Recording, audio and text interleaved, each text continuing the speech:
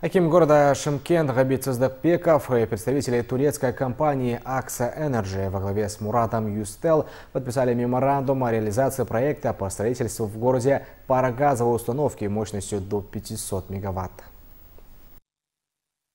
Строительство установки начнется в ближайшее время. Глава мегаполиса отметил, что ввод нового проекта положительно скажется на улучшении экологической ситуации в городе и осуществит дополнительные поступления в бюджет.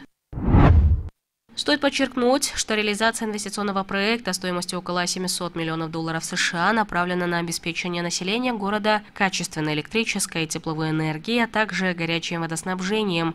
На период строительства будет создано свыше 1000 рабочих мест, а после запуска работы обеспечат более 200 местных жителей.